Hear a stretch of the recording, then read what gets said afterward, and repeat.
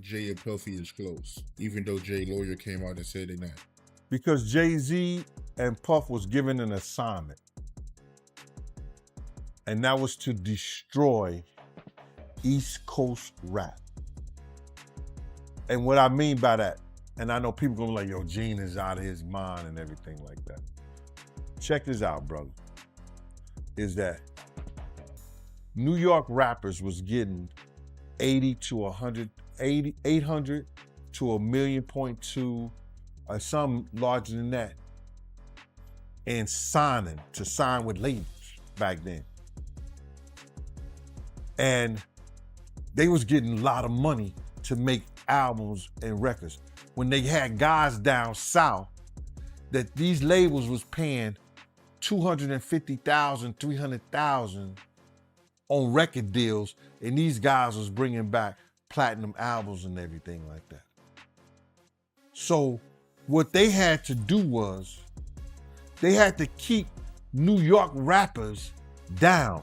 That's one reason, other than the Irv Gotti shit that 50 was going through and the poison they was putting in about 50, he had to go elsewhere to California, or with Jay and not with Dre and Eminem to get a deal.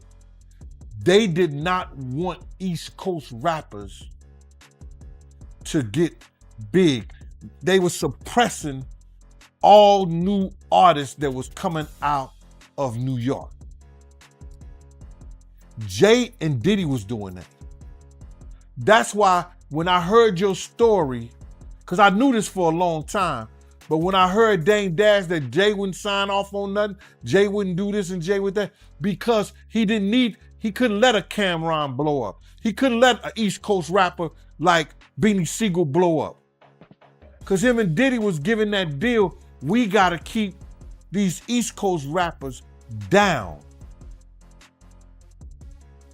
Because down south rappers, Cash Money, No Limit, Ludacris and them, they was taking little money and bringing back more money and making more money for them.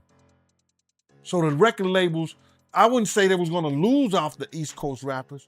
For years, the tension between 50 Cent and Jay Z existed in a space that was never fully confirmed, yet never denied. It moved through lyrics, interviews, subtle jabs, and carefully worded comments. Industry insiders spoke about it in fragments. Fans pieced it together through speculation. But what this documentary does differently is remove the emotional framing and reposition the narrative as something structural. It stops treating the situation as a clash of personalities and instead examines it as a matter of record. The focus shifts away from ego and toward infrastructure. Both men rose to power during a critical period in modern hip-hop. Each became more than an artist. Look, when Jay signed his contract, the big one was with Beyonce. Mm-hmm. When he signed that contract, the marriage contract, he got trophies. Now those fucking trophies, trophies came rolling in, buddy. He started getting Grammys left and right, man. I mean, look, listen, if you look at his career, This guy. Oh, wow. You're gonna let him say that? Jay was getting Grammys.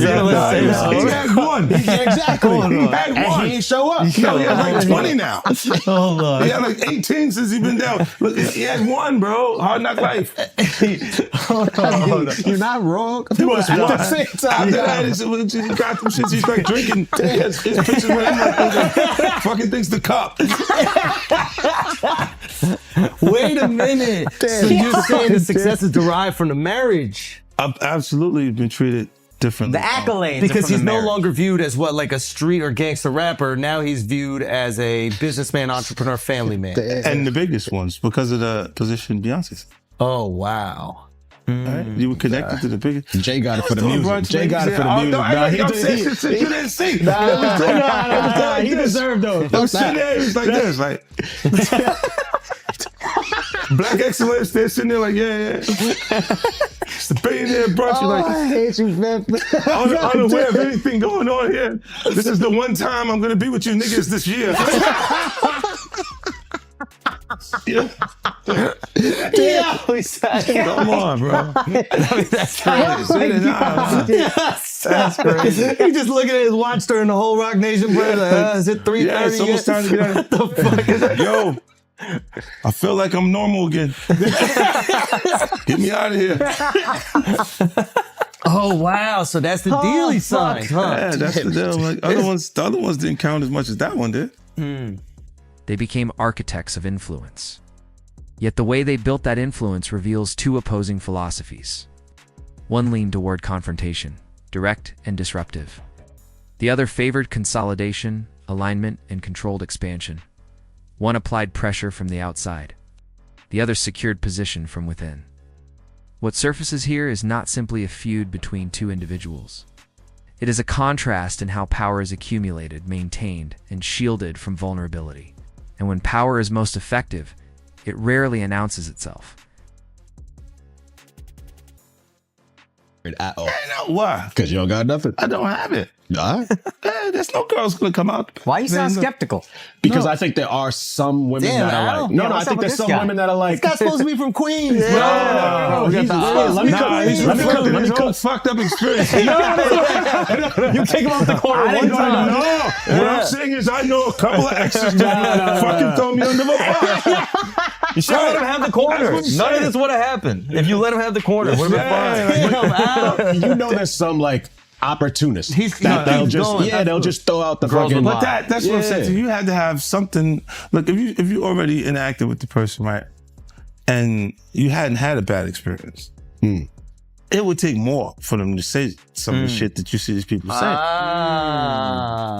Right? Like you go, what made you do? What made you? Even when things we part ways, and because a lot of times when we interact with people, they don't necessarily. They're not just having fun for tonight. They think we're bleeding into this hardcore relationship that may not materialize. Right. So I see what you're saying, where they can look and go, well, look, you met the girl in 2003. You hung out with her. You had a good time after the show with 30 girls there. You just went and y'all hung out, right? And y'all just part ways, right? So there's no negative things between it, but she can look up at the TV now and you've been a success since then. Feel like that's my life. I was supposed to be there and be upset with you and say something. But will it have any merit to it? If I gotta keep That it real, woman hasn't been in my... you ain't always have the most amicable breakups. You remember where I think it's your baby moms, where it's like she was kind of speaking out, and then all of a sudden the house just got burnt down. Yeah, but you know, it happens. Left eye. She burned the house down. This nigga is crazy. That's what I was saying. No, my God, he goes, wow. So I know how you feel about me now. No. He's going. He's great. So Who's the fan? He saw me right the match. I want my block back. He go, look, I have faith in our just justice. I'm a I civilian believe now. there will be consequences connected to those behaviors and actions that this brother is talking about. Oh my goodness, man. Why is that a part of his thought process today while we're here having a good time? That's a good ass point. Look, you do have people that really, look, when you break up with them, they don't care about you anymore. Yeah. So they'll say things and you go, yeah, but it doesn't hold merit. It doesn't have any real... Yeah, of course. After all these years That's and like- you don't see nothing. Yeah, like the girl that's just upset with you. She's just angry with you. She got you. And you go, I advise Beyonce to divorce Jay Z as soon as possible because I'm ready to shoot a documentary about Jay Z, and I guarantee it will outgross Diddy's documentary. If Beyonce sends me a legal letter on behalf of Jay Z, I remind her to stay quiet. This is a dispute between men, and she has no right to interfere. I have to let everyone see the true face of Jay Z. Jay Z and Diddy have been longtime friends, and their business dealings never stopped. He frequently attends Diddy's parties, so why do people think he's innocent? Jay Z and Diddy got involved in the same case in 2024. Where a victim claimed she was assaulted by both Jay Z and Diddy. I remember Jay Z saying these were all rumors and that he was defending Diddy. But ironically, Diddy got arrested in 2025. And there's enough evidence to count his crimes on one hand. I've known them for 20 years, and I know how many bad things they've done behind the scenes. After Jay Z founded his company, he repeatedly got into copyright disputes. In 1999, he was convicted of third-degree assault and served time in prison. He was unfaithful to Beyonce, and he was caught by Beyonce's sister. I think everyone has seen the footage of him getting beaten up in the elevator. I've already gathered the evidence, and I'm going to give Jay Z a surprise. It appears incidental, almost accidental, while quietly shaping outcomes in the background. The question then becomes unavoidable. How much of this rivalry was ever personal at all? Or was it always structural? During the era of physical sales, when release dates carried enormous weight, scheduling was rarely a coincidence. Album Did not land on the same day by accident. Distribution networks, radio access, and promotional leverage were controlled by a small circle of decision-makers. Through 50 Cent's account, what looked like open competition begins to resemble something more calculated. When the same hands control exposure, competition becomes layered. It looks public, but operates privately. Success begins to feel engineered rather than purely earned. Oh, yeah, before I forget this, we talked about Jay. Proximity to Diddy. You don't think he knew anything? He's seemingly around Diddy a lot. No, that was a real suburb question. I know, right? Proximity. Hold on. And the proximity. Proximity. That's the SAT hit grade word. I had to learn that. Do you think he fucking knew all of the shit that was going on? Yeah, that was like a... I don't want to incriminate myself. I know, but the way he said it... Like I said, no matter how you answer that shit, you snitching. yeah, exactly. That was a narc kind of question. Yeah. You asked the question like a fan. Hey, I grew up with white people, but it's one thing I know is how to get a black guy in trouble. But it's a great question. Yo, just give him the Happy Meal before you ask him to snitch, bro. He said, damn, they wasn't even drinking. Speaking of, how the hell you pronounce Lechem? Lechemindewa. Okay. It's the King's Path. King's Path. Chemin Because I know Branson. That's the one I pronounce. Branson. That's the Branson lifestyle. You know, be outside. Biff, you're not worried that if you throw little and you don't throw out allegations, but like you kind of poke fun at them. You just ask questions. You're not worried that it comes back your way? Like people dig up your past and try to pull stuff up? I don't got that shit in my past. I'm not. Everybody got a little bit. Look, Like, I took. not that it's real no, enough, but- I took a pill, but it was for me to perform better. For her to remember, buddy. I didn't fucking give her a drink so she forget what the fuck happened. What the fuck is going on here, bro? Yes, I took the drink. I gave me the fucking drug to perform. So she could remember and possibly love me for that. Did it work?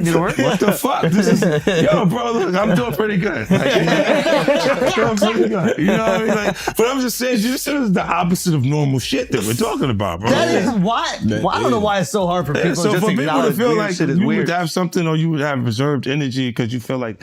And once the market is influenced by those who manage visibility, the line between rivalry and obstruction grows difficult to trace. Where does competition end and quiet restriction begin? That distinction becomes central. When access determines who is seen and heard, the structure itself shapes perception. Domestic charts influenced public opinion, reinforcing narratives of dominance. But outside the United States, in less curated international markets, demand told a different story. The documentary invites viewers to examine those differences closely, challenges the assumption that visibility automatically equals authority. Marketing budgets, media alignment, and strategic partnerships can amplify one narrative while muting another. Consensus can be guided. In this framing, cultural authority becomes constructed rather than purely organic. If popularity can be designed through access instead of response, then the metrics themselves require scrutiny. Charts reflect numbers, but numbers reflect distribution, airplay, placement, and promotion. And if those inputs are managed strategically, the outputs may reveal more about infrastructure than audience preference. The deeper implication is uncomfortable. When power operates quietly through alignment, rather than confrontation, it becomes harder to identify.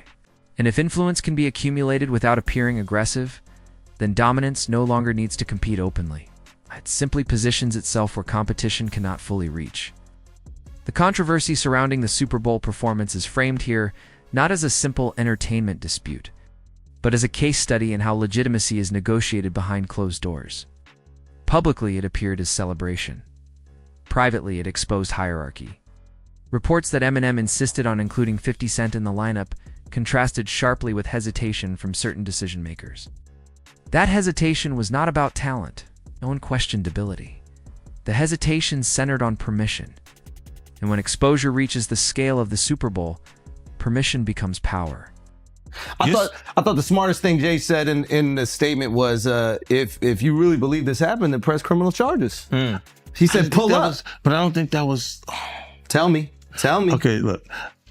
Because of the statute of limitation, there is there is no criminal. So it's a so making a statement is to make people feel like. But apparently, if she's under 18, didn't you say it still could be criminal? Yeah. He knows he's fed. He used to be a cop. So you turned him into a cop. He used to sell drugs and then he became a police officer. Did you know that? You said how to rob. He wasn't glorified security. But you know what he would do? When they would arrest G-Unit guys, he would be like, yes. And he was in the court guilty. Every time. I was actually a cool one. I'll give you the extra fucking cheese sandwiches and shit like that. I'll be looking out. Take care of the family. Hey, you know, I don't know, man. I think, what's the name? I get confused too. When you look at this shit, it's a lot. It's a lot of confusing information, right? But I think when you do point out that, why didn't you file criminal cases? Because you can't. It's over 20 years old. This was 2000, bro. No, but I think if it's a minor, when they're saying this is happening, I'm not even 50 Cent yet. Yeah. Oh, wow. You see what I'm saying? Like, this is that dates that far back. Yeah. So it's like, I'm not, it didn't even take place at that point. So I'm like, I said, Damon, you all right? Do you need anything? None of the people that have vocalized that another man, and to me, again, that whole conversation has been feminine. But if you're gonna say some shit like that, you should have actually done something to help the problem. But I never got the call from Ray saying, do you need anything? And anyone else that I've ever given, paid a bill, paid their rent, paid their college, any dollar, not one person, and I don't want them to, because they know I'm all right. But not one person has called and said, yo, could I send you something to help? But I don't need the help. But if you're gonna talk about it, be about it. But to me, that's just a jab when you tell and promote a false narrative and say that I'm in such a bad place that another dude should help me. And that my tail's in between my legs to the extent, because of a lawsuit, that I would actually take that money. I'm a man. I don't want nobody to give me nothing but the opportunity to do what I gotta do. And I don't see no opportunity. I don't want to perform for the Super Bowl. I'm not all right with the NFL. I'm still mad it ain't no black owners. We went from kneeling to being happy when we could perform for them. That wasn't what I was about. I was about ownership of our own league and taking pride in that. I'm not a court jester for everybody else to get good ratings. I know what we're being used for, and I'm not cool with that. So it's a big deal is to jump on a stage for a bunch of white owners? No, that's embarrassing to me. It's a spectacle. They're laughing at us. Like being tatted on the back by another culture is not how I judge my success. Only person that has the audacity to pat me on my back is my family. And they better, I'd be like, you better chill out. I don't want no pats on the back. I don't play that. I'm not in the patty pat club. On no level. I feel you. But speaking of the NFL, I know right now Nicki Minaj, she calling out Jay. And I know Colin Kaepernick's wife, she called out Jay saying that, Jay did her husband wrong. But I don't know. I don't know the backstory behind that, man. But I know it's going, viral right now on social media. But I do want to ask you, how do you feel about the NFL right now, in general? It's funny. She's cool with my wife, Rocky. When one artist's presence requires validation from another voice aligned with corporate authority, the question shifts from performance to control. Who truly holds the gate when the stage is the largest in the world? What looks like collaboration from the outside often reflects layered alliances underneath. Exposure at that level is absolute. It reshapes perception overnight. It's being included signals endorsement, being excluded signals containment. The documentary suggests that the negotiation itself revealed more than any official statement. It demonstrated how influence operates quietly when cultural capital intersects with corporate partnership. Talent alone does not open every door. Access must be granted. And when access is filtered through aligned relationships, power becomes centralized rather than shared. 5 artists and collaborators describe 50 Cent as present, accessible, and directly involved. His leadership is described as proximity. He shows up, he answers calls, He participates in the environment he helped create. In contrast, Jay Z is frequently portrayed as distant, insulated, and strategic. Not absent, but elevated. Not unavailable, but selective. These reputations do not necessarily imply right or wrong. They reflect two leadership models functioning at different altitudes. One model builds loyalty through direct engagement. It strengthens bonds by remaining visible within the circle. The other builds mystique through distance. It elevates authority by reducing accessibility. A culture that began in shared struggle where connection once defined credibility, success inevitably creates separation. Question then becomes structural. Which model sustains influence once financial power replaces grassroots presence? Why does it all come to a head now? Why now? Why? Because he's the acceptable monster at this time. Like R. Kelly was the last time I sat on this couch. So who's next? Y'all don't see the lineup? Yeah, we see the lineup. I'm just waiting to see who's next. Jay Z is setting Diddy up. Why is everyone having such a hard time? He ain't doing shit different. He lined up D. Haven, stole his life and identity. He lined up Big L, stole his life and identity. He lined up Dame Dash, stole his life, identity, and took his love. Lined up R. Kelly.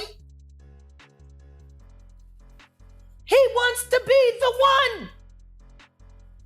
Yeah, shout out D. Haven. He actually hit us up, wanted to tell this story. You need to talk to D. Haven. Yeah, we need to talk to him. I told you that last year when I put you on the phone with him. You did. I want you to think about this. Allegedly, Sean Carter is responsible for enacting Hype Williams to put Aaliyah on a faulty plane to move her out the way as punishment for rejecting him, and so he could level up Beyonce, who was struggling. Let's just say allegedly that happened. Now I want you to think about 106th and Park with Mary J. Blige. Free, who is a victim of Sean Carter. Yeah. Mary J. Blige, who is a victim of Sean Combs, are sitting there talking about the death of Aaliyah amongst each other.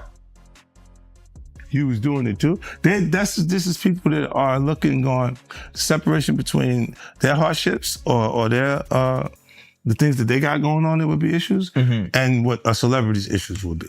Wait, what does that mean? They think all celebrities are doing the same thing. Yeah. Right, and when you see, if I wasn't saying anything, guess what? You could safely say that a person on the outskirts that is not involved in hip hop culture could think that everybody in hip hop culture is with that shit. So by you, you're good, bro. You're fucking good. Yeah, He's protecting hip hop. Yeah. If you don't speak out and make them the weirdos, then they're gonna think everybody's like that. Every single person is like that involved in hip hop culture. Makes you think, did Jay do it? Shut up. He's in trouble. We live in New York, bro. No. We live here. No, free Jay Z. I'm just saying. Shout out Mufasa. We all gonna go and support. Yo, we can all see. You are crazy. That was the craziest thing. I literally. What's the lady at Rock Nation? I gotta send her that. You don't feel like that happened the same day, bro. What's the day came out the day before, the next day? I was eating Raisin Bran. Okay, I'm eating Raisin Bran. I got my daughter in my arm. I'm scrolling, right? I see somebody screenshot your shit is Jay and the whole family at the Mufasa Fair, and then the comment is 50 Cent. Jay said, they said I the 13-year-old. Let's go watch Mufasa. Everybody get dressed. We're going to see Mufasa right now. I just think it was a good look, like angling yourself as a family man. Yes. But they had to go to the premiere, that bro. was planned already. I'm pretty bro. And I realized that later, but I'm just saying to you, I haven't seen him in a long time. That's all I'm saying. When I hadn't seen him in a long time, and then I heard this shit, and then I looked and I saw Mufasa, I said, whoa. That's all that fucking happened, bro. You think this is at my phone? This is my phone. This is happening at real time. I'm going, yo. He said, yo. You just gotta say everyone gets these jokes, bro. That's what you gotta say. Yeah, no. Rappers, listen, comedians and rappers, bro. That's why the do thing. people come to my page, bro? That's true. I know what I'm saying. You know what they say? Well, you don't think you're gonna happen next? Yeah, that's what they said to me, buddy. Well, you're next, buddy. You're fucking, you're laughing at this. Then you're not working. Does proximity maintain authenticity longer, or does mystique preserve authority more effectively over time? Jay-Z's partnership with Beyoncé represents more than a marriage. It reflects a rare fusion of personal life and strategic expansion. Supporters interpret it as organic evolution, two global forces aligning naturally as their careers matured. Critics argue that it reinforced legitimacy at a crucial moment, broadening appeal while softening scrutiny. The union expanded reach beyond music into cultural diplomacy, fashion, business, and philanthropy. In doing so, it fortified an image of stability and elevation. When public narrative and private alliance move in sync, legitimacy becomes layered. And when scrutiny intensifies, alignment can redirect focus. Whether organic or strategic, the outcome remains the same. Authority becomes reinforced through partnership, and perception adjusts accordingly. Regardless of intent, the union demonstrates how legacy can be curated deliberately across multiple arenas at once. Music becomes only one layer. Fashion extends the image. Corporate identity reinforces permanence. When influence expands beyond albums into ownership, partnerships, and executive presence, legacy is no longer accidental. It is assembled. The relationship illustrates how cultural authority can be shaped simultaneously in public and private spaces. When love and branding move in parallel, the lines blur. Affection may be genuine, but presentation remains strategic. The public consumes both as a single narrative. And when that narrative strengthens reputation, separation becomes difficult. What appears personal can function structurally at the same time. You knew Jay personally, right? Know him, been around him a couple of times, bro.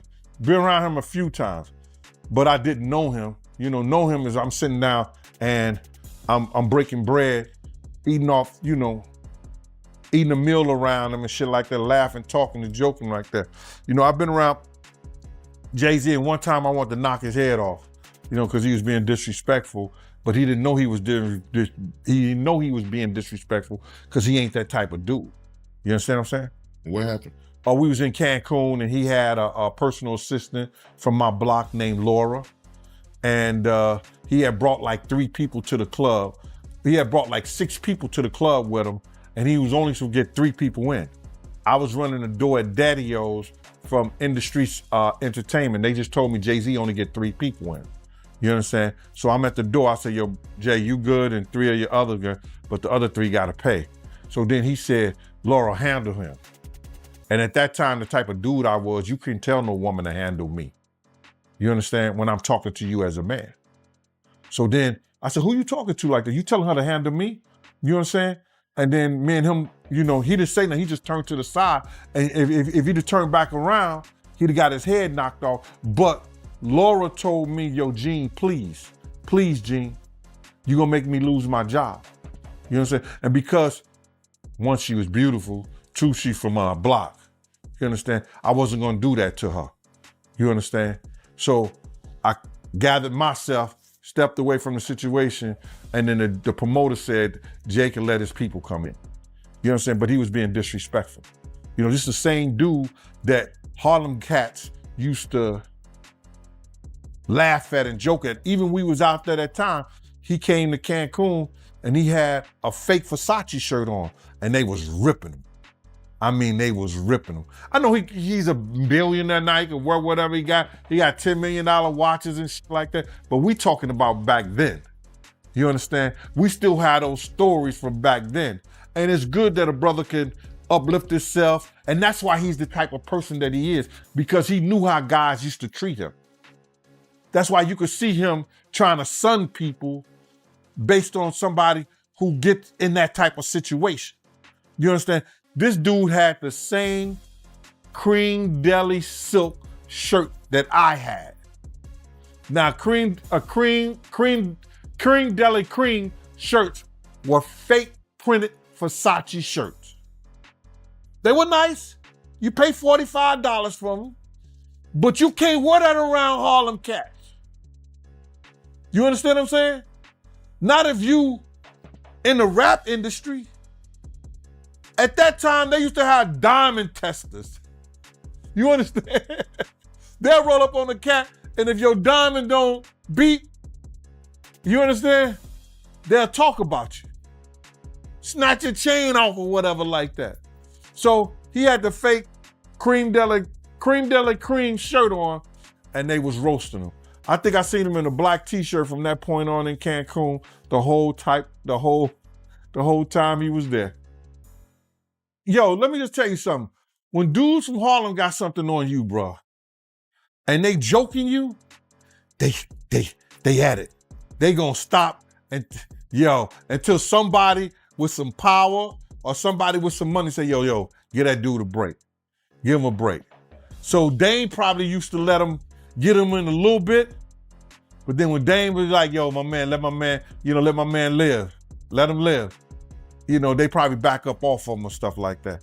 But they was joking, they was talking and stuff like that. And cause you just don't do that. You don't come to no major event with nothing fake or phony on. Not at all.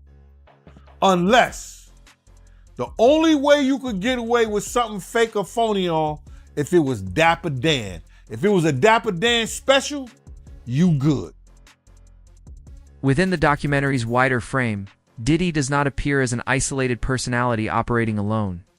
Instead, he is positioned as a node within a governing system of access, a system where relationships determine reach, a system where mentorship doubles as leverage. Influence does not always declare itself, it moves quietly through proximity, through introductions, through platforms that elevate some voices while sidelining others. Authority in this context is rarely overt. It is relational. It survives on alignment. Power here is maintained through favors, silence, and selective opportunity. Access flows through allegiance. Invitations are extended carefully. Endorsements are granted strategically. When opportunity is filtered through networks rather than open competition, careers can be shaped long before the audience hears a single song. The market appears organic, but the pathways are guided. Exposure is not evenly distributed. It is negotiated. And when gatekeepers operate behind the curtain, visibility itself becomes currency. As historical controversies resurface alongside new legal scrutiny, the narrative inevitably shifts. Dominance no longer stands alone as the defining theme. Accountability begins to enter the frame. Past alliances are reconsidered. Old stories are revisited under a different lens. When influence has been built through relationships and silence, scrutiny carries weight. Structures that once appeared stable are examined more closely. The focus transitions from who controlled the moment to who must now answer for it. The documentary avoids delivering verdicts. It does not declare guilt. It does not offer absolution. Instead, it studies the mechanisms that delay or deflect consequence. It examines the architecture that surrounds powerful figures when scrutiny intensifies. Fame amplifies success. It multiplies visibility, revenue, and influence. If it wasn't Dapper Dan, nah, you couldn't do that, bro. Not at all. Should have known better, but he was from Brooklyn. But from what you know about Jay, do you believe he's capable of doing what he's being accused of? What I know of Jay and what have I heard of Jay, I want to say this to protect myself, that there's stories of Jay talking to underage girls. It was a girl from my block that was 16, 17 years old that Jay was talking to. If she was 17. So there's plenty of stories out there that they might flood the market of Jay talking to underage girls. I heard this kid that is claiming to be his son. His mother was 15 when she conceived him and had him at 16. And Jay refused to do a blood test or anything like that. And all of a sudden, when this has gotten real big and Tony Bugsby had taken the kid's case, the kid just got arrested for having a gun in his car, I think like that. Did you hear something about that? That the kid got arrested for having a gun in his car, and when they go and watch the tape, somebody was planting a gun in the kid's car. Now the kid who never been in trouble to that degree, and now he's facing a case for a gun case for having a loaded firearm in his car. So, answer your question. There's plenty of stories. Ain't Beyonce one of those stories? Isn't Foxy Brown one of those stories? Isn't that kid mother one of his stories? There's a lot of stories, bro. So that's what I say about it. But fame can also defer reckoning. Allegations that might dismantle a lesser career often move slowly when attached to established power. Time stretches, narrative shift, public focus drifts elsewhere. When accusations resurface decades later, they enter a system already fortified by legacy and alignment. The question becomes structural rather than emotional. Is the industry designed to confront truth directly, or is it structured to preserve stability first? In its closing movement, the film returns to silence. Not silence as absence, but silence as currency. Careers advance when certain conversations never reach microphones. Alliances survive when private knowledge remains private. Conflicts dissolve when uncomfortable truths stay contained. Speaking, by contrast, carries measurable cost. It threatens partnerships. It disrupts access. It risks isolation. Within this environment, restraint becomes strategic. Memory is managed. Narratives are curated. What is remembered publicly often reflects what was safe to say. Against that backdrop, 50 Cent emerges not as an accuser, but as a witness. His role is not framed as prosecution. It is framed as disruption. In a culture built on discretion, he operates in exposure. In a system that values managed memory, he introduces unscripted recollection. That posture carries consequence, yet it also reframes the narrative. If history belongs to those who endure, then endurance alone does not guarantee full transparency. Some stories remain buried not because they lack truth, but because telling them is too expensive, too disruptive, too destabilizing for those invested in preservation. And ultimately, the documentary leaves the final implication lingering. Power is not only measured by accumulation, it is measured by timing. By deciding when a story surfaces and when it remains dormant. By determining which narratives define an era and which disappear into silence. The tension between confrontation and consolidation, exposure and preservation, never fully resolves. It simply evolves. In the end, the film does not offer closure. It offers perspective. It suggests that what appeared for years as personal rivalry may have been structural contrast. It leaves viewers with the understanding that influence in modern hip-hop was never shaped by talent alone, but by access, alignment, and endurance. And as these systems continue to shift under public scrutiny, one reality remains clear. Silence has value. Exposure has cost. And history is rarely written without negotiation.